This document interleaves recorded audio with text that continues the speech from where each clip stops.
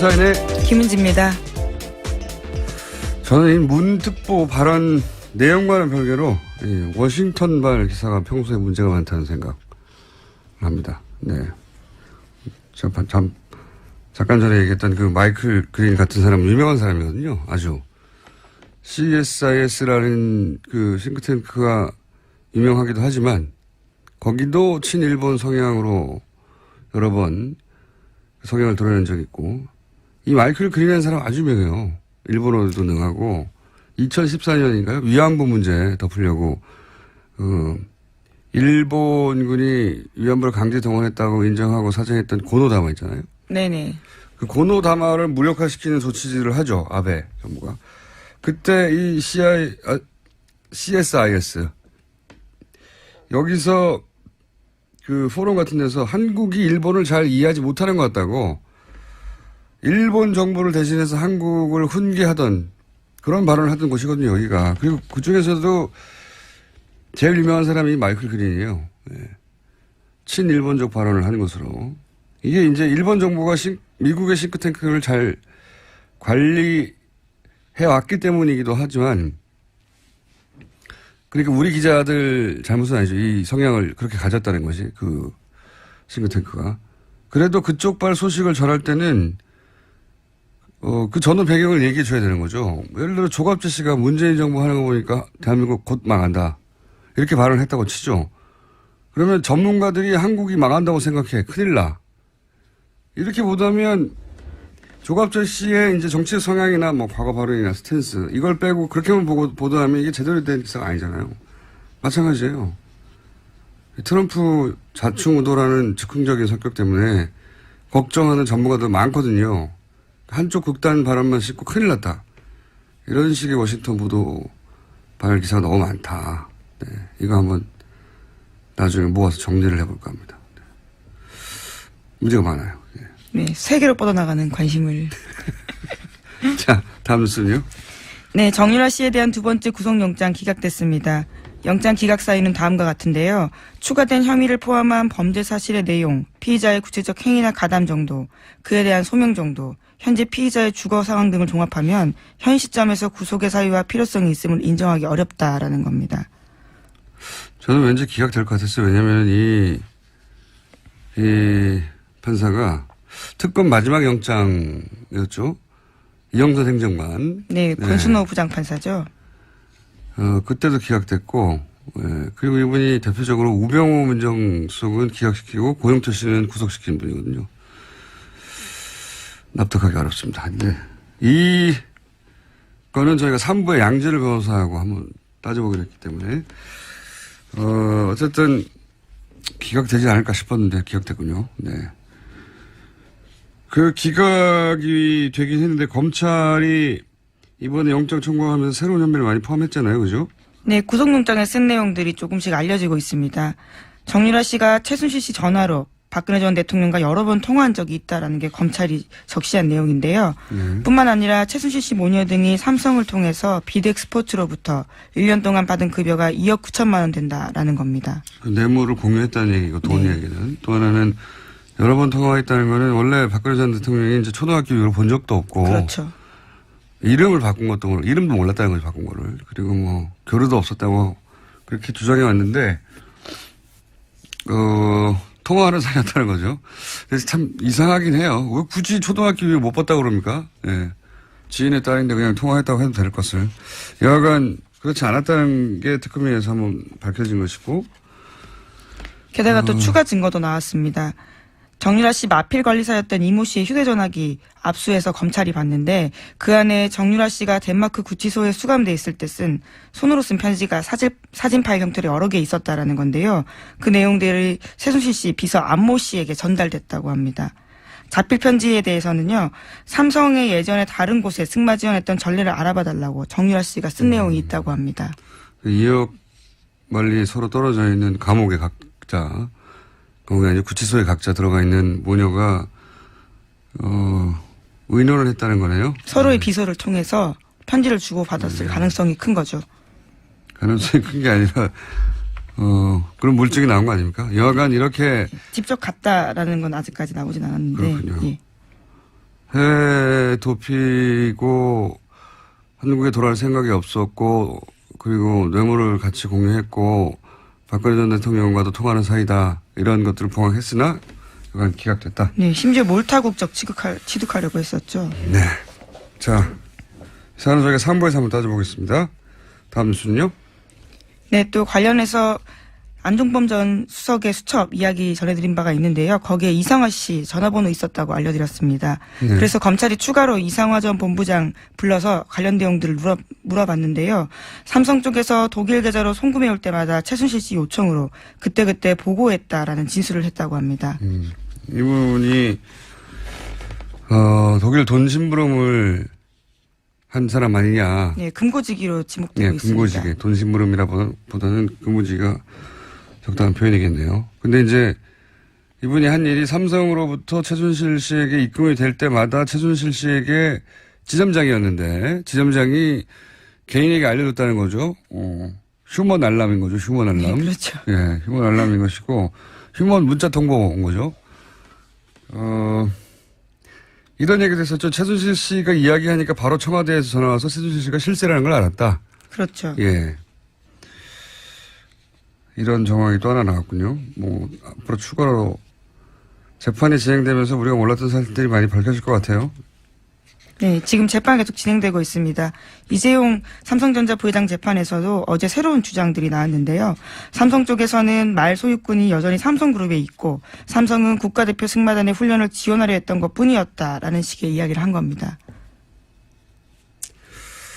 개인적으로 가장 어제 나온 뉴스 중에 재미있는 뉴스입니다, 이게. 예. 삼성의 재미있는 반격이죠, 이게. 우리가 여러 번 저희 방송을 통해 소개한 말세탁. 그렇죠. 예. 말세탁에 대한 반박인 거죠. 네, 말세탁 아니다라고 반발한 건데, 주씨, 오랜만에 합니다. 왜냐면은, 다시 한번 기억을 되살리자면, 삼성이 삼성 소유 말 2마리를 말장사한테 팔죠. 네. 그렇게 거래 하나가 있고, 최순실 씨가 말 2마리를 말장사로부터 사죠. 네, 싸게, 아주 싸게 예, 삽니다. 그 거래 하나가 있고, 거래 2개가 있는, 겉으로는 2개가 있는 거래인데, 실제로는 삼성이 말 2마리를 말장사에게 팔고, 허위로 매매 계약서를 맺은 뒤에 돈을 받지 않았다. 네, 잔금을 받지 않았다는 네, 단을 거죠. 받지 않았고, 그리고 최순실 씨는 이어서 새로운 말 2마리를 똑같은 말장사한테 사면서, 새로운 2말의 가격 전부를 내는 게 아니라, 삼성이 돈을 받지 않은 그 2말의 가격을 뺀 차액만 지불했다. 그러니까 실제로는 삼성이 자기 소유의 말들 값을 최순실에게 준 것과 같죠. 네, 사실상 뇌물을 줬다라고 볼 수 있는 거죠. 네, 그 교환 계약, 그러니까 비밀 계약, 이게 증거다 하면서 특검이 이제 흔들었던 것이고, 근데 이제 어제 나온 삼성의 반격의 내용이 뭐냐면, 말 중개상과 매매 계약을 팔았던 계획이 있지 않습니까? 2마리를 처음에, 최초에, 첫 번째 계약. 해지하고 말 소유권을 돌려받았다는 겁니다. 네, 그것도 올해 5월 말입니다. 예. 네. 말을 돌려받았다는 게 바로 원래 말 소유권이 삼성에 있었다는 증거 아니냐. 그럼 그게 증거가 되는지도 저는, 의아하지만, 그리고 문제가 된 여기가 제일 재밌습니다. 문제가 된 말 세탁을 한 그 교환 계약. 이거는 삼성 모르게 최순실 씨가 말장사와 몰래 맺었다는 거예요. 삼성이 속았다는 겁니다. 저희 굉장히 재밌는 반격이라고 생각하는데, 삼성은 물론 세계적인 기업이에요. 네, 이번에 2, 4분기 영업이익도 세계 1위예요. 애플 넘어서.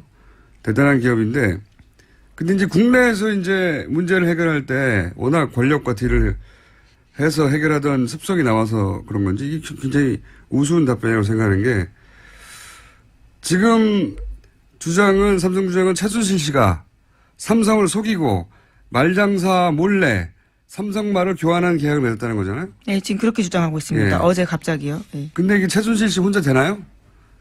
말장사도 동일해야 되는 거잖아요. 근데 말장사가 한국의 아줌마와 손을 잡겠다고 삼성하고 손을 털쳐내나요? 이게 좀 말이 안 된다고 생각해요. 그리고 삼성과 앞으로 거래하겠다는 맺은 거래 규모가 얼마인데. 그리고 최순실 씨는 이 교환 계약이 최순실 씨 입장에서 이익이에요. 삼성 말 값을 주지 않고 차익만 지불하면 되니까. 말장사는 근데 삼성을 속일 만큼의 이익이 없어요.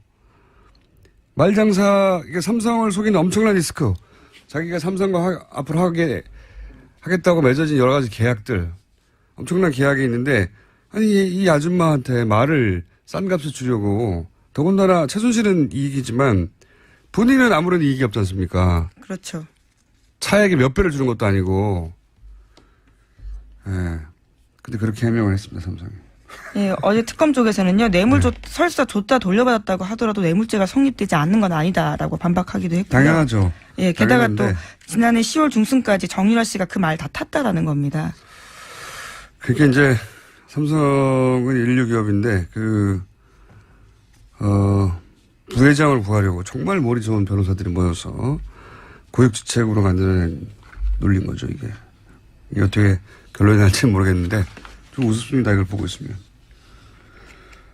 자, 다음 뉴스는요? 안경원 전 법무장관 후보자의 혼인무효 결정문 입수 경위에 대한 논란이 계속되고 있는데요. 개인 실명까지 적힌 결정문이 국회 요청으로 8분 만에 어떻게 제공됐는지에 대해서 의혹이 제기되고 있습니다.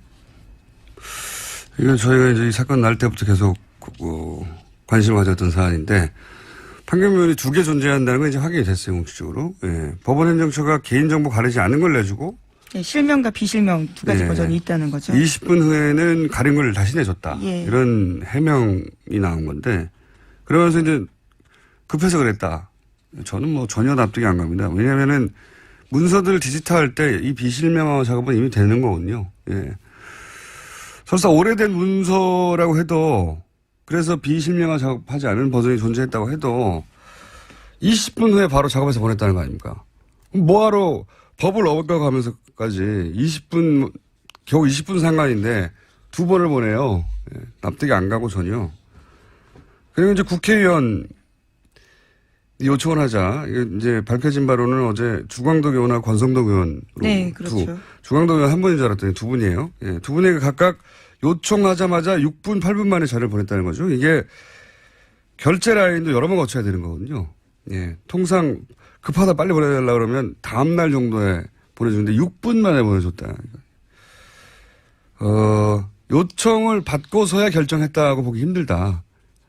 그러니까 이미 이야기가 된 후에 보낸 게 아니야 하는 이런 의문이 드는 대목이고. 이 두 의원을 모두 이제 언론사에 제공을 하지 않았다는 거잖아요, 이 파일을. 그렇죠? 네, 그렇게 주장하고 있습니다. 네. 그런데 그걸 떠나서 이제 이 파일이 법원에서 나온 지 겨우 2시간 남짓 지나고 나서 방송이 됐거든요. 근데 거기 보면 재연 방송도 있고 어제 노회찬 의원도 저희 방송에 잠깐 얘기했지만 이 파일을 보면 받고 분석하고 전문가들 의견을 들어서 법적 문제를 피해가는 그런 고심이 있어요. 재연 방송 만들고 그런 법적 자문 받고 방송을 하는 게 2시간 만에 불가능합니다. 어렵습니다, 굉장히.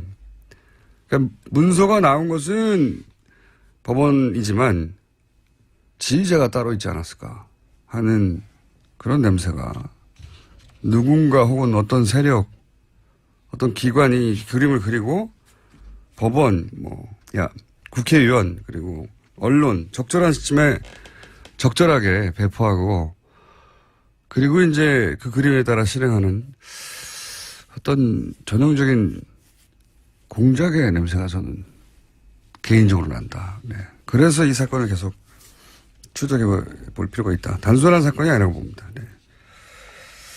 자, 그건 여기까지 하고요. 몇 번 다뤘는데 다음 주 전할 시간이 됩니다. 네. 네. 어제 홍준표 전 경남도지사 발언도 논란이 되고 있습니다. 주사파 정권 오래가지 못할 것이다 라는 이야기를 한 건데요. 탄핵을 암시하는 발언입니다. 어차피 이 정권은 주사파 운동권 정부이기 때문에 국민들이 인식하게 되면 난 오래 못 간다고 봅니다 라고 말했습니다. 그제 최고위원 선거에 출마한 이철우 의원이 대통령 탄핵을 암시한 발언한 건데요. 비슷한 취지로 해석될 수 있는 말입니다. 네. 자유한국당의 이 돌파구를 대통령 탄핵으로 보는 것 같아요. 예. 그만큼 절박하다는 인식도 있는 거겠죠. 예. 지금 문재인 정부를 탄핵 정도 해야 본인들이 다시 영어로는 이분이 된다. 예. 지금 한 달 남짓 지났는데 탄핵을 얘기하면 누가 봐도 정상은 아니죠. 보수 지지자들이라 하더라도. 어쨌든 그쪽이 그만큼 절박하다고 해석할 만한 멘트들입니다. 이철우 의원뿐만 아니라 이제 홍준표 전 지사도 이런 얘기를 했으니 여러 사람이 할 공산이 크네요. 계속해서. 지금 지도부 선거가 있기 때문에요. 계속해서 관련된 발언이 나올 가능성은 큽니다. 왜냐하면 이분들이 지금 지도급 인사이기 때문에 자유한국당에 이런 인식을 하고 있고 이런 인식만 하는 게 아니라 공개적으로 발언을 하고 있고. 예. 자, 다음 순요. 원비어 씨 사망 소식을 접한 문재인 대통령은 안타까움을 표하면서 유족에게 조전을 보내 위로했습니다. 대통령 명의로 조전을 보내고 청와대가 공식 입장 낸 것은 이례적인데요. 한미 정상회담 앞두고 미국 내 여론을 감안한 대응으로 보입니다. 다만 청와대는 한미 정상회담 의대는 아니다라고 밝히고 있습니다. 당연히 의제는 아니죠. 북한이 한 일이니까. 예, 안타까운 일인데 이 일로 이제 한미 회담의 주도권 잃지 않으려고 하는 액션이기도 한 거죠. 예, 조전을 보내는 것도. 외교의 일환이라고 봅니다. 자, 다음 뉴스는요? 네, 미국 소식입니다. 러시아 스캔들에 대한 질문이 따라다니자 백악관은 급기야 브리핑 취재 막아버렸습니다. 매일 오후 방송사들이 중계하던 정례 브리핑을 지난주부터 촬영하지 못하도록 한 건데요. 이에 CNN이 반발하면서 영상 녹화는 끄고 음성만 보내자 백악관은 오디오 중계마저 차단했습니다. 재밌습니다. 예. 전 세계에서 대통령의 육성으로 대국민 성명을 라디오로 중계한 첫 번째 나라가 미국이에요. 제가 알기로는. 시대를 엄청나게 지금 역행하고 있는 겁니다. 예. 대신 트위터로 한번 계속 소통하고 있습니다. 라디오 수십 년 전에도 라디오로 대통령이 대국민 성명을 내고 했었는데 이제는 이제 브리핑에서 오디오도 중계 못하게 꺼버렸군요. 예. 트럼프 대통령이야말로 끝까지 갈 수 있을까요? 예. 계속 얘기하지만 너무 이상한 일을 많이 하고 물론 여기 트럼프 대통령이 하는 일을 잘한다고 박수친 사람도 미국에 있죠. 정반대로 이게 도대체 말이 되느냐고 하는 사람도 있고요. 예. 근데 그 중에서 북한에 관해서는 트럼프 대통령조차 김정은 만나겠다고 하는데 선제 타격을 하라고 한 사람 말을 따서 문재인 특보를 공격하는 거예요. 너무 웃긴 거예요, 사실은. 근데 우리 모르잖아요, 잘. 자, 그래서 제가 워싱턴 발 뉴스에 문제가 많다고 하는 거고요. 누굴까요?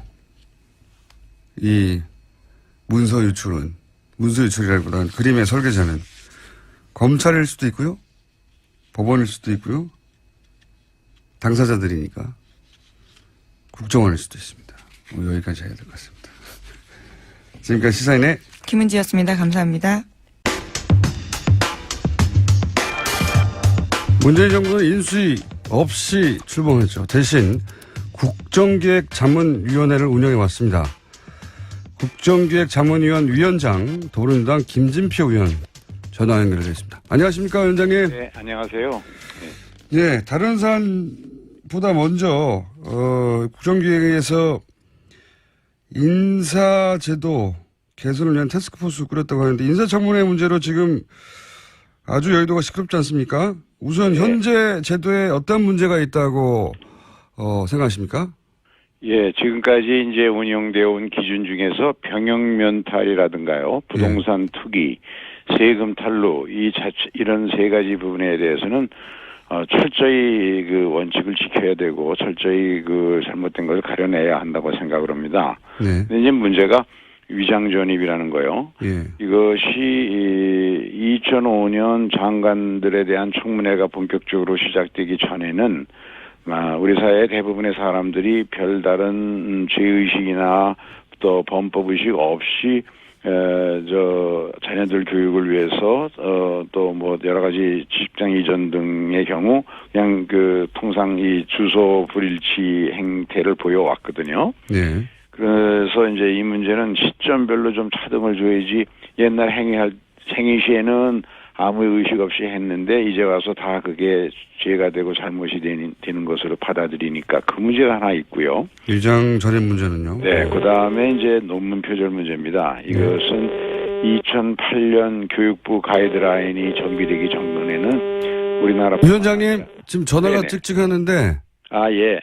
네, 가까이 되겠습니다. 네네. 2008년에 교육부 가이드라인이 정비되기 전에는요, 우리나라나 중국이나 이 동양삼국, 일본 이런 나라들이 논문에 대해서 서구 사회보다는 굉장히 관대했습니다. 네. 그런데 이제 이것도 2008년 이전과 이후는 좀 구별해야 되지 않느냐. 하여간 이 위장전입과 논문 표절에 대해서는 고의성이 있느냐, 불법성이 얼마나 심각하냐, 이런 것들을 좀 사안별로 따져볼 필요가 있다. 그런 생각이죠. 왜냐하면 지금 현재와 같이 운영되는 기준을 그대로 적용하게 되면은 행위 시에는 별 문제 없이 다 똑같이 그렇게 해오다가 나중에 이제 우리 사회의 문화규범이나 도덕규범이 바뀌어서 그러면 그 바뀌어진 기준으로다가 모두 재단해서 그걸 가지고 문제를 삼게 되니까 과거에 전공 교체할 때마다 우리 사회의 소중한 인재들을 희생시키는 그런 문제가 있었거든요. 그래서 저는 이 사회라는 것이 존경받는 그런 원로 이런 네. 사람들이 있어야 되는데 지금과 같은 기준을 너무 엄격하게 적용하면 모든 언론에서 이제 도덕적으로 큰 잘못과 죄를 진 것으로 비판받게 되면 과연 좋은 인재들이 나라를 위해서 봉사한다, 나라를 위해서 일하겠다, 이래서 장관하겠다는 사람이 과연 얼마나 될까 하는 그런 걱정도 있으니까요. 무슨 말씀인지 알겠는데 근데 민주당이 야당 시절에는 사실은 이런 문제 가지고 또 지금 새누리당 전신인 인사들을 낙마시키기도 했지 않습니까? 그렇습니다. 그래서 이제 역지사지로 봐야 되는데 저희가 야당일 때도 다만 위장전입이라든가 논문 표절 이런 거를 우리가 지금 얘기하는 2008년 이전의 논문 표절이라든가 위장전입만 가지고 낙마를 시도한 적은 없었다고 됩니다만은 그러나 우리가 잘못한 게 있으면 제가 나서서라도 이 잘못은 우리 사과할 건 사과하더라도 이제는 더 이상 이런 악순환의 고리를 좀 끊어야 하지 않을까. 근데 제 생각에는 도덕성 검증도 철저히 하더라도 이것을 굳이 공개로 해서 망신주기로 전부 일관할 필요가 있을까. 미국 같은 데는 도덕성 검증은 비공개로 하고요. 또 우리나라도 경기도의회가 이 도덕성 검증을 비공개로 해서 그 비공개 회의에서도 많은 낙마를 시키는 결과가 나오고 있거든요. 그런 점에서는 그것도 한번 제도 개선을 생각해 볼 때다 이런 생각입니다. 그러니까 이제 청문회의 내용을 도덕성 검증이냐 정책 검증이냐를 나눠서 도덕성 부분, 개인 신상 관련된 도덕성 부분은 비공개로 할 수도 있고, 네네. 그리고 지금 말씀하신 대로 이제 그 기준이 명확하지 않았던 시점 이전의 것들은 좀 달리 보자. 그렇죠. 그래서 얼마나 반복해서 여러 번에 걸친 행위가 있었나, 그리고 고의성이 있었나, 심각한 법규 위반이 있었나, 이런 것들을 그 위장전입과 논문 표절에 대해서는 그 시점을 기준으로 해서 과거에도 그렇게 적용을 해온 점이 있습니다만 좀 분명히 할 필요가 있다 하는 생각을 가지고. 그러면 이 태스크포스가 이 개선안을 언제쯤 마련해서 결국은 이건 법 개정으로 이어져야 되는 거 아닙니까? 언제쯤 마련되게 되는지부터 우선 궁금합니다. 저희 생각은 이제 저희 국정기획자문위원회가 7월 5일까지 끝나는 걸 목표로 지금 하고 있습니다. 그래서 그때까지는 다 결론을 내려고 하는데 이것은 국회 인사청문회에 관한 규정이나 법을 고쳐서 반영할 수도 있겠죠. 그런데 우선 이렇게 만들어지면 정부에서 새로운 그 기준에 따라서 앞으로 모든 인사의 검증을 새 제도로 하지 않을까 하는 생각입니다. 제도화하려면 결국 그 청문회 관련 법안을 수정해야 되는데 이게 야당과 합의가 될까요? 뭐 야당에서도 과거 정권을 운영해 본 경험 때문에 많은 사람들이 총리나 장관 인사에서 낙마되고 희생되는 그런 것이 더 반복돼서 안 된다는 의견을 개인적으로 피력하는 사람들은 많이 있습니다. 그래서 국회 운영위원회의 관련 규정을 고치든가 국회법의 규정을 고치면은 어느 정도 합리적으로 이게 인사청문회라는 게 결국은 국민의 눈높이에 맞추어서 기준을 만들어야 되는데 우리 사회가 통상 그렇듯이 대부분의 국민들이 눈높이에서 보면 지키지 않았던 것을 높이 요구해서 이제 낙마시킬 때 그것이 여러 가지 부작용이 생기니까요. 현실에 맞추어서 국민의 눈높이에 맞추어서 조정할 필요가 있다. 다만 이제 병역면탈, 부동산 투기, 세금 탈루 이와 같은 것은 더 엄격히 적용해야 되겠죠. 알겠습니다. 이건 태스크포스가 새로운 안을 내놓을 때쯤 다시 한번 연결해서 의논하기로 하고요. 말씀 듣기로 하고. 추경 문제는 어떻게 됩니까? 야당에서는 국회 일정을 전면 사실상 거부하고 있는데. 이 추경 문제는 대통령이 당선된 뒤에 갑자기 만들어낸 게 아니고 우리나라의 경제사회의 모든 문제가 일자리 부족에 기초하고 있고 좋은 일자리를 많이 만들어내는 일자리 대통령이 되겠다. 그런 위한 방법으로 취임하면 바로 일자리 추경을 내놓겠다고 선거 과정에서 여러 차례 국민에게 약속하고 그래서 대통령이 당선되고 첫 번째로 이 이제 추경안을 내놓은 거 아니겠습니까? 지금 그 청년 체감 실업률이 24% 통계청 발표가요. 그리고 현대경제연구원이 발표한 그 구직 포기자까지 포함하면 34%. 10명 청년 중에 서너 명이 아무리 이제 N퍼 세대라고 하지 않습니까? 청년들이. 그 N퍼 세대라는 게 왜 모든 걸 다 포기할까? 결혼도 연애도 출산도. 이건 결국 좋은 일자리 원하는 일자리 하나 얻기 위해서 모든 걸 포기하는데 아무리 노력해도 자기 혼자 힘으로는 일자리를 가질 수 없으니까 헬조선 소리가 나오는 거 아니겠습니까? 이게 청년들의 신음소리인데 아마 정치권 특히 야당도 국민들의 이와 같은 목소리는 외면하지 않으리라고 봅니다. 막상 우리 추경안은 이번에 무슨 SOC 사업이라든가 또 선심성 사업 이런 거가 일체 없고 또 국가 부채도 하나도 안 늘리고 추가로 더 거칠 세수를 토대로 해서 11조 2천억 모두를 일자리 창출과 연결해서만 편성된 예산이거든요. 그런 점에서 그 청년들의 또 여성들의 노인들의 그 일자리에 대한 갈망을 야당도 외면하지 않으리라고 보고요. 심사가 들어가면 또 좀 태도가 바뀌지 않을까 이런 생각입니다. 알겠습니다. 지금은 오늘은 시간이 짧아서 계획만 듣는데요. 그러니까 인사 검증 기준을 좀 개선하겠다. 태스크포스를 만들어서. 근데 이 문제에 국민들이 아주 관심이 많기 때문에 안이 나오면 그때 다시 연결하기로 하고 한 가지만 더 여쭤보겠습니다. 각 부처들에서 보고를 받으셨을 텐데 네네. 이런 말씀하셨습니다. 부처들이 대통령 공약을 베끼고 표지만 바꿔서 가져왔더라.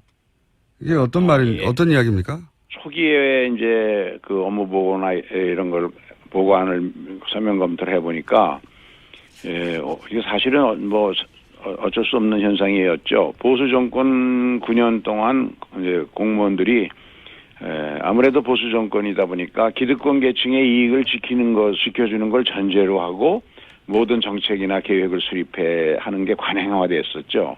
근데 이렇게 되면은 결국 어떠한 형태의 변화나 개혁에도 소극적이라는 것인데 새 정부가 촛불혁명의 요구에 따라서 촛불 시민들의 그 염원에 따라서 적폐를 청산하고 권력기관을 개혁한다든가 그리고 일자리를 만드는 것을 토대로 해서 고용과 그리고 또 성장과 복지가 함께 가는 그런 새로운 새 정부의 그 철학, 이 국정운영 철학 이것을 가지고 많은 분야를 혁신하고 바꿔야 되는데 그거에 대한 것이 대통령 혼자 뜻으로 되는 건 아니죠. 손뼉이 마주쳐야 되니까 그래서 공직사회 협조를 요청하면서 제가 그런 이야기를 한 적이 있습니다만 동시에 우리 자문위원들이나 전문위원들 보고도 문제를 다룰 때 그 의식에만 앞서서 서생적 문제의식만 가지고 이걸 할 일이 아니고 상인적 현실 감각도 함께 가지고 가야 되고 어떤 경우에도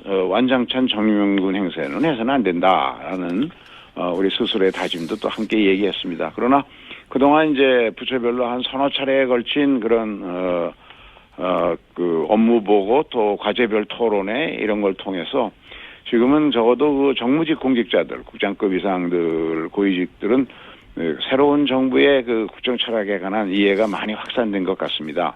앞으로 이제 정책 실행 계획을 만들고 이걸 집행하는 과정에서 국민 한 분 한 분이 야, 정부가 바뀌니까 정말 일하는 스타일이 바뀌었구나. 공무원들이 일하는 자세가 달라졌네 하는 걸 느낄 수 있도록 일선 현장까지 새 정부의 국정 철학이나 국정 이 정책들이 전파되고 확산되도록 해야 하는 일이 우리 새 정부의 임무이고 또 우리 국정기획자문위원회가 의도하는 것도 바로 그런 것이다라고 말씀드립니다. 알겠습니다. 방송 문제 그리고 뭐 통신비 문제 제가 여쭤볼 게 많은데 아직 활동이 끝난 게 아니기 때문에 네. 오늘은 인사만 나눈 걸로 하고요. 네네. 저희가 7월 5일 날 활동이 끝나면 그때 스튜디오에 한번 모시겠습니다. 오늘 말씀 감사합니다. 네, 감사합니다. 네, 지금까지 더불어민주당 김진표 의원 국정기획자문위원회 위원장이었습니다. 네, 바른정당 대표 출마자들 저희를 연속 인터뷰하고 있습니다. 어제 지상욱 의원이 사퇴를 했습니다. 해서 출마자가 줄어든 상황입니다. 하태경 후보에 이어서 오늘은 정운천 후보 만나보겠습니다. 안녕하십니까, 의원님? 안녕하세요. 네. 예, 정운천입니다. 우선 지상욱 의원님 상황을 간단하게 소개해 주십시오. 네, 문자가 많이 왔어요. 갑자기 모친이 아픈 관계로요. 갑자기 이렇게 사퇴를 하게 됐는데 매우 안타깝고 모친께서 빨리 회복되시길 바랍니다. 그런 상황이군요. 자, 우선 출마의 변 간단하게 왜 내가 바른정당의 당 대표에 출마했는지 간단하게 표현해 주십시오. 지금 바른정당이 위기입니다. 그런데 제가 20년 만에 호남에서 선거혁명으로 보수의 깃발을 꽂은 그 에너지로 또 초선이면서 또 농식품부 장관을 역임했고 이러한 에너지를 모아보면 지금 위기의 바른정당을 다시 회복시킬 수 있는 에너지는 바로 적임자가 정운천이 아닌가 해서 출마했습니다. 여보세요? 출마변이 약간 임팩트가 부족한 것 같습니다. 의원님. 그러니까 호남에서 첫 번째로 당선된 새누리당 의원이다. 이게 첫 번째. 새누리당 의원으로 당선은 됐는데 보수의 불모지 지금 호남에서 유일한 대표가 정운천이고요. 예. 지금 보수가 괴멸되어 있는 상태에서 그 괴멸을 살릴 수 있는 것은 호남에서 시작해서 전국으로 퍼져나가는 힘이 있어야 보수의 혁신이 되고 거기에서 새로운 미래를 열 수 있다. 이렇게 보고 있습니다. 그러면 다른 분들 하태경 후보라든가 다른 분들 이혜원 의원이라든가 그분들에 비해서 본인은 어떤 강점이 있기 때문에 그분들이 나왔음에도 불구하고 나오신 건지 본인의 차별점과 강점은 어디있습니까? 지금 이번에 이제 우리 연찬회에서요. 원내 문제는 원내대표가 선수에 따라서 하고 바른정당의 당대표는 전국을 어우를 수 있는 개혁적이고 또 실용적인 그런 당의 선수에 관계없이 한번 해보자. 그래서 오히려 초선이 새로운 개혁을 할 수 있는 출발점에서는 더 국민들한테 어필될 수 있을 것이 아닌가 저는 이렇게 보고 있습니다. 대답이 참 짧으십니다. 짧습니까? 네, 저희하고 인터뷰가 처음이시라 그러신 것 같기도 하고. 아니, 그게 아니고요. 그게 아니고 말을 많이 하는 저는 말꾼이 아니고 일꾼이거든요. 단답형으로 딱 답을 하는 게 더 좋지 않겠습니까? 알겠습니다. 다른 질문 전에 다른 이번에 나온 후보들과는 다르게 의원님은 지난번 대거 바른정당 의원들이 대거 탈당해서 자유한국당으로 입당할 때 명단을 같이 올리셨던 적이 있지 않습니까? 그래서 여쭤보지 않을 수 없는데 그때는 명단을 왜 올리셨고 그리고 왜 다시 남으신 건지 그걸 설명하셔야 당을 떠나려고 했던 사람이 이제 당 대표 나온다고 하는 거니까요. 네. 그게 결행한 날이 5월 2일 날인데요. 5월 1일 이전에는 그 탈당 문제가 나온 게 아니고 보수가 너무 우리 당의 지지율이 낮으니까 보수 단일화를 하자, 보수 통합을 하자 해서 그 통합파 탈당파가 그 통합 보수 단일화를 좀 진행을 했거든요. 근데 5월 1일 마지막 날 그게 탈당 쪽으로 이렇게 기울어서 나는 아니다. 나는 전주에 가서 전주 시민들의 뜻을 받들어서 결정을 해야지 내가 결정할 수 있는 사안이 아니다. 하고 저는 내려가서 이틀 3일 동안 수렴을 통해서 지키는 걸로 해가지고 오히려 저는 바른정당 20명의 그 교섭단체를 확실하게 지킨 거에서 큰 기여를 했다고 생각합니다. 그때 탈당계를 내지 않으셨나요? 탈당계 내지 않았죠. 탈당한다고 해서 그 이튿날 새벽에 명단에만 올라갔었고. 뭐 자기들이 명단에 넣었지 저는 탈당 명단이 아니고 보수 단일화, 보수 통합에 그렇게 해서 며칠간 계속 그건 회의를 했었거든요. 전주 시민의 뜻을 들어 내려가신 게 아니라 당시 빅모상 때문에 어쩔 수 없이 내려가셨다가 아니요. 그 타이밍을 잘 피하셔가지고. 아니 그게 아니고 장모님은 30일 날 일찍 돌아가셔가지고 30일 날 1일 날 이제 장례를 치르고 2일 날 이제 1일 날 발인을 하고 1일 날 저녁에 그 모임에 갔어요. 사실은 꼭 오라고 그래서 갔더니 무슨 탈당 얘기가 나와서 나는 아니다. 나는 거기 중단한다. 나는 현장에 내려가서 결정. 왜냐하면 제가 그냥 그때 그렇게 얘기할 수는 없었던 것이 그 통합파들하고 계속 같이 했기 때문에 제가 빠져나오려고 하면 명분이 확실하게 있어야 할 거 아니겠습니까? 그래서 현장에 내려가서 의견 수렴하고 나서 결정하겠다. 그래서 딱 그렇게 결정하니까 저는 당당하게 그렇게 결정했다고 생각합니다. 알겠습니다. 그 여의도에서는 빅모상이 정우천 의원님을 살린 게 아니냐 이런 얘기가 있어서 제가 직접 여쭤봤는데 그건 아니라는 말씀이신 거죠? 네, 그렇습니다. 알겠습니다. 그 출마하실 때 다른 당, 뭐 결국은 자유한국당인데요. 자유한국당과 통합 혹은 연대, 지금 다른 후보들은 이제 자강론을 주장하는 편이거든요. 이혜원 의원이나 하태경 의원은. 그런데 자강론의 방법인데요. 제가 이 초선으로 그 새누리당에 들어가 보니까 그 집합 패권 세력이 그렇게 농단을 해놓고도 책임지는 사람이 한 사람도 없습니다.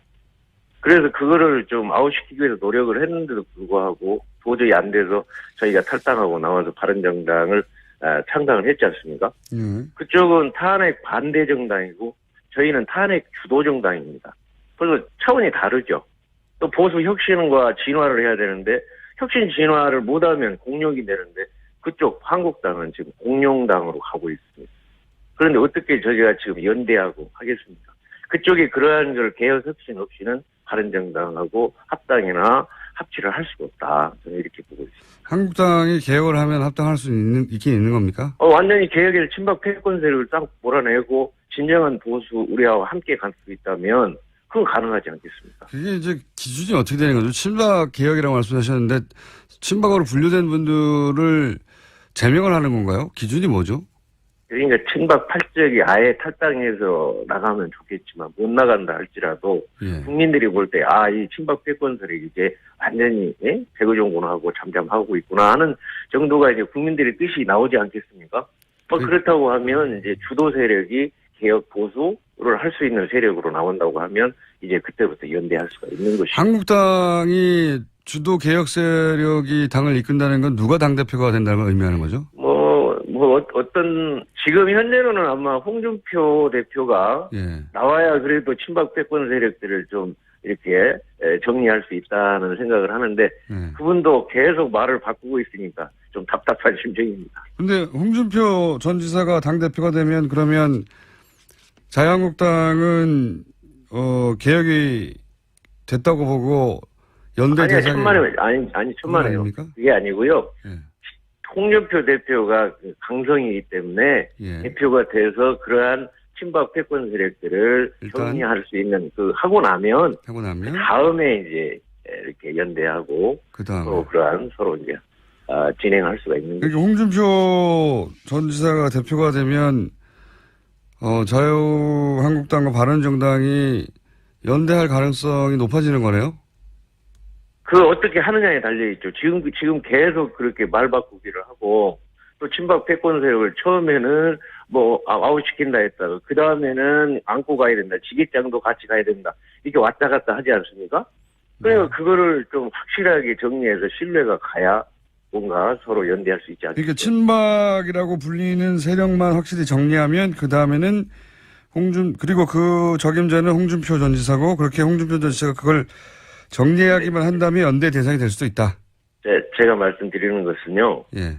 정말 국민들의 뜻, 국민들의 의지를 우리가 받드는 정당이 돼야 되는데 지금까지 보수 진보의 프레임 속에서 자기들의 이익만을 추구하는 패권 세력으로 갔어요.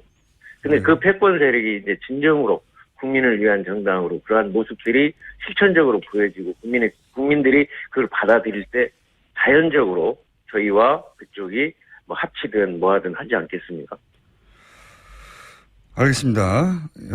대표가 되시면 저희가 다시 한번 그 문제는 여쭤보기로 하고요.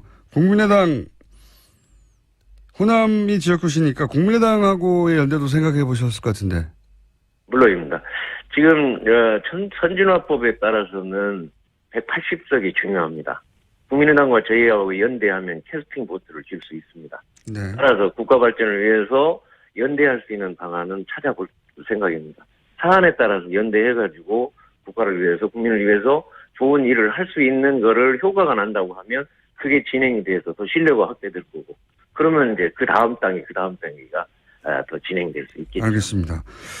혹시 이제 연대를 넘어선 네. 통합도 가능합니까? 물론 말씀하신 대로 계획이 전제돼야 되겠지만 자유한국당과의 통합 혹은 국민의당의 당대당 통합 혹은 일부 그 세력과의 합당 이런 거 가능합니까? 그런 구상도 있어요? 이건 다르게 한번 접근해 보죠. 지금 프랑스의 마크롱이 예. 진보 좌우파를 뛰어넘어서 중도 실용정당으로 선거 혁명을 일으켜서 기적을 일으키고 있지 않습니까? 예. 우리나라도 이제 진보 보수 프레임을 벗어나서 실용 민생정당을 새로 탄생시킬 수 있는 때가 저는 왔다고 봅니다. 그래서 오히려 연대하는 것은 그 목적이 실용과 민생 또 국민을 위한 것이라면 야당이든 여당이든 다시 말하면 한국당이든 민주당이든 또는 국민당이든 연대하자 이거죠. 그래서 국민을 위해서 가는 것이 바로 저는 보수 혁신을 통한 민생이고 또 이렇게 실용정당이다. 그러한 것을 취지로 해서 앞으로 방향을 잡고 나갈 그런 생각입니다. 그 말씀은 잘 알았습니다만은 제 말은 나아가서 통합도 가능하냐 당대당 조건에 따라서. 통합은 그게 신뢰가 다 쌓여서 마지막 단계의 통합이지 지금 통합이라고 전제할. 네, 어쨌든 그런 신뢰를 쌓아가다 보면 통합도 가능할 수도 있다. 그렇죠. 완전히 신뢰가 합치된다면 이제 신뢰가 좀 쌓여져서 모두가 공감된다면 하는 조건이 붙어야죠. 그 대상으로 자유한국당 그리고 국민의당 둘 다 처음에는 연대 나아가서 신뢰가 쌓이면 통합도 가능한 대상으로 볼 수 있다. 네, 그렇습니다. 알겠습니다. 오늘 말씀 여기까지 듣고요. 경선 네. 잘 치르시고 당대표가 되시면 저희 스튜디오에 한번 출연 부탁드립니다. 감사합니다. 네, 감사합니다. 네.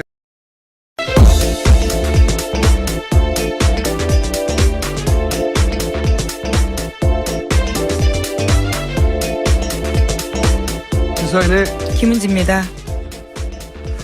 저는 이 문특보 발언 내용과는 별개로 워싱턴발 기사가 평소에 문제가 많다는 생각을 합니다. 네. 잠깐 전에 얘기했던 그 마이클 그린 같은 사람은 유명한 사람이거든요. 아주. CSIS라는 그 싱크탱크가 유명하기도 하지만 거기도 친일본 성향으로 여러 번 성향을 드러낸 적이 있고 이 마이클 그린이라는 사람 아주 유명해요. 일본어도 능하고 2014년인가요? 위안부 문제 덮으려고 일본군이 위안부를 강제 동원했다고 인정하고 사정했던 고노다마 있잖아요. 네네. 그 고노다마를 무력화시키는 조치들을 하죠. 아베 정부가. 그때 이 CSIS 여기서 그 포럼 같은 데서 한국이 일본을 잘 이해하지 못하는 것 같다고 일본 정부를 대신해서 한국을 훈계하던 그런 발언을 하던 곳이거든요, 여기가. 그리고 그 중에서도 제일 유명한 사람이 마이클 그린이에요. 네. 친일본적 발언을 한 것으로. 이게 이제 일본 정부가 미국의 싱크탱크를 잘 관리해 왔기 때문이기도 하지만, 그러니까 우리 기자들 잘못은 아니죠. 이 성향을 그렇게 가졌다는 것이 그 싱크탱크가. 그래도 그쪽 발 소식을 전할 때는 그 전후 배경을 얘기해 줘야 되는 거죠. 예를 들어 조갑재 씨가 문재인 정부 하는 거 보니까 대한민국 곧 망한다. 이렇게 발언을 했다고 치죠. 그러면 전문가들이 한국이 망한다고 생각해. 큰일 나. 이렇게 보다면 조갑재 씨의 이제 정치적 성향이나 뭐 과거 발언이나 스탠스 이걸 빼고 그렇게만 보도하면 이게 제대로 된 기사가 아니잖아요. 마찬가지예요. 트럼프 좌충우돌하는 즉흥적인 성격 때문에 걱정하는 전문가들 많거든요. 한쪽 극단 발언만 싣고 큰일 났다. 이런 식의 워싱턴 보도 발언 기사가 너무 많다. 네, 이거 한번 나중에 모아서 정리를 해볼까 합니다. 네. 문제가 많아요. 네. 네, 세계로 뻗어나가는 관심을. 자, 다음 뉴스는요. 네, 정유라 씨에 대한 두 번째 구속영장 기각됐습니다. 영장 기각 사유는 다음과 같은데요. 추가된 혐의를 포함한 범죄 사실의 내용, 그러니까 그렇죠. 차액의 몇 배를 주는 것도 아니고, 예. 네. 근데 그렇게 해명을 했습니다, 삼성이. 예, 어제 특검 쪽에서는요, 설사 줬다 돌려받았다고 하더라도 뇌물죄가 성립되지 않는 건 아니다라고 반박하기도 했고요. 당연하죠. 예, 게다가 당연한데. 또 지난해 10월 중순까지 정유라 씨가 그 말 다 탔다라는 겁니다. 그게 이제 삼성은 인류 기업인데 부회장을 구하려고 정말 머리 좋은 변호사들이 모여서 고육지책으로 만드는 놀린 거죠, 이게. 이게 어떻게 결론이 날지는 모르겠는데 좀 우습습니다, 이걸 보고 있으면. 자, 다음 뉴스는요? 안경원 전 법무장관 후보자의 혼인무효 결정문 입수 경위에 대한 논란이 계속되고 있는데요. 개인 실명까지 적힌 결정문이 국회 요청으로 8분 만에 어떻게 제공됐는지에 대해서 의혹이 제기되고 있습니다. 이건 저희가 이제 이 사건 날 때부터 계속 관심을 가졌던 사안인데 판결문이 두 개 존재한다는 건 이제 확인이 됐어요, 공식적으로. 예. 법원행정처가 개인정보 가리지 않은 걸 내주고 예, 실명과 비실명 두 가지 버전이 있다는 거죠. 20분 후에는 가린 걸 다시 내줬다. 예. 이런 해명이 나온 건데 그러면서 이제 급해서 그랬다. 저는 뭐 전혀 납득이 안 갑니다. 왜냐하면은 문서들 디지털할 때 이 비실명화 작업은 이미 되는 거거든요. 예. 설사 오래된 문서라고 해도 그래서 비실명화 작업하지 않은 버전이 존재했다고 해도 20분 후에 바로 작업해서 보냈다는 거 아닙니까? 뭐하러 법을 어겨가면서까지 20분, 겨우 20분 상관인데 두 번을 보내요. 예, 납득이 안 가고 전혀. 그리고 이제 국회의원 요청을 하자. 이제 밝혀진 바로는 어제 주광덕 의원과 권성덕 의원으로. 네, 그렇죠. 주광덕 의원 한 분인 줄 알았더니 두 분이에요. 예, 두 분에게 각각 요청하자마자 6분, 8분 만에 자료를 보냈다는 거죠. 이게 결제 라인도 여러 번 거쳐야 되는 거거든요. 예, 통상 급하다 빨리 보내달라 그러면 다음날 정도에 보내주는데 6분 만에 보내줬다. 요청을 받고서야 결정했다고 보기 힘들다. 그러니까 이미 이야기가 된 후에 보낸 게 아니야 하는 이런 의문이 드는 대목이고. 이 두 의원을 모두 이제 언론사에 제공을 하지 않았다는 거잖아요, 이 파일을. 그렇죠? 네, 그렇게 주장하고 있습니다. 네. 그런데 그걸 떠나서 이제 이 파일이 법원에서 나온 지 겨우 2시간 남짓 지나고 나서 방송이 됐거든요. 똑같은 말 형사한테 사면서 새로운 두 말의 가격 전부를 내는 게 아니라 삼성이 돈을 받지 않은 그 두 말의 가격을 뺀 차액만 지불했다. 그러니까 실제로는 삼성이 자기 소유의 말들 값을 최순실에게 준 것과 같죠. 네, 사실상 뇌물을 줬다라고 볼 수 있는 거죠. 네, 그 교환 계약, 그러니까 비밀 계약, 이게 증거다 하면서 특검이 이제 흔들었던 것이고, 근데 이제 어제 나온 삼성의 반격의 내용이 뭐냐면, 말 중개상과 매매 계약을 팔았던 계획이 있지 않습니까? 두 마리를 최초에 첫 번째 계약. 해지하고 말 소유권을 돌려받았다는 겁니다. 네, 그것도 올해 5월 말입니다. 예. 네. 말을 돌려받았다는 게 바로 원래 말 소유권이 삼성에 있었다는 증거 아니냐. 그럼 그게 증거가 되는지도 저는 의아하지만, 그리고 문제가 된 여기가 제일 재밌습니다. 문제가 된 말 세탁을 한 그 교환 계약. 이거는 삼성 모르게 최순실 씨가 말장사와 몰래 맺었다는 거예요. 삼성이 속았다는 겁니다. 저희 굉장히 재밌는 반경이라고 생각하는데 삼성은 물론 세계적인 기업이에요. 네, 이번에 2, 4분기 영업이익도 세계 1위예요. 애플 넘어서. 대단한 기업인데 근데 이제 국내에서 이제 문제를 해결할 때 워낙 권력과 딜을 해서 해결하던 습성이 나와서 그런 건지 이게 굉장히 우스운 답변이라고 생각하는 게 지금 삼성 주장은 최순실 씨가 삼성을 속이고 말장사 몰래 삼성 말을 교환한 계약을 맺었다는 거잖아요. 네, 지금 그렇게 주장하고 있습니다. 예. 어제 갑자기요. 네. 근데 이게 최순실 씨 혼자 되나요? 말장사도 동일해야 되는 거잖아요. 근데 말장사가 한국의 아줌마와 손을 잡겠다고 삼성하고 손을 펼쳐내나요? 이게 좀 말이 안 된다고 생각해요. 그리고 삼성과 앞으로 거래하겠다는 맺은 거래 규모가 얼마인데 그리고 최순실 씨는 이 교환 계약이 최순실 씨 입장에서 이익이에요. 삼성 말값을 주지 않고 차익만 지불하면 되니까. 말장사는 근데 삼성을 속일 만큼의 이익이 없어요. 말장사, 이게 삼성을 속이는 엄청난 리스크. 자기가 삼성과 앞으로 하겠다고 맺어진 여러 가지 계약들. 엄청난 계약이 있는데, 아니, 이 아줌마한테 말을 싼 값에 주려고, 더군다나 최순실은 이익이지만, 본인은 아무런 이익이 없잖아요. 속에 없었고, 그리고 뇌물을 같이 공유했고, 박근혜 전 대통령과도 통하는 사이다. 이런 것들을 봉합했으나, 약간 기각됐다. 네, 심지어 몰타국적 취득하려고 했었죠. 네. 자, 이 사안은 저희가 3부에서 한번 따져보겠습니다. 다음 뉴스는요?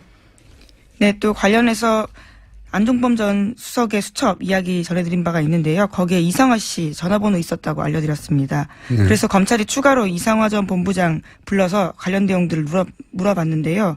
삼성 쪽에서 독일 계좌로 송금해 올 때마다 최순실 씨 요청으로 그때그때 보고했다라는 진술을 했다고 합니다. 이분이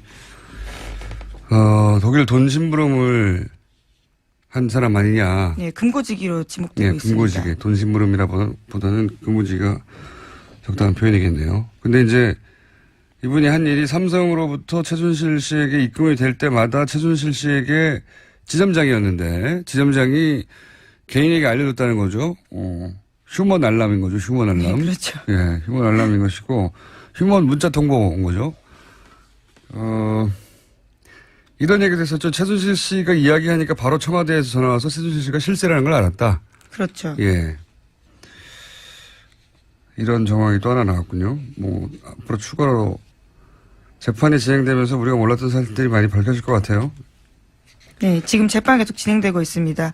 이재용 삼성전자 부회장 재판에서도 어제 새로운 주장들이 나왔는데요.